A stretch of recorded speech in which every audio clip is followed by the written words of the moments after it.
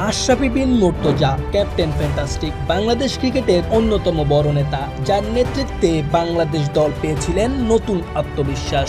Shakib Al Hasan বিশ্বসেরা allrounder, test, one day কিংবা টি-20 সব ফরম্যাটেই বিশ্বসেরা অলরাউন্ডারের খেতাব পেয়েছেন তিনি। 2019 বিশ্বকাপে তার অবিশ্বাস্য পারফরম্যান্স চিরস্মরণীয়।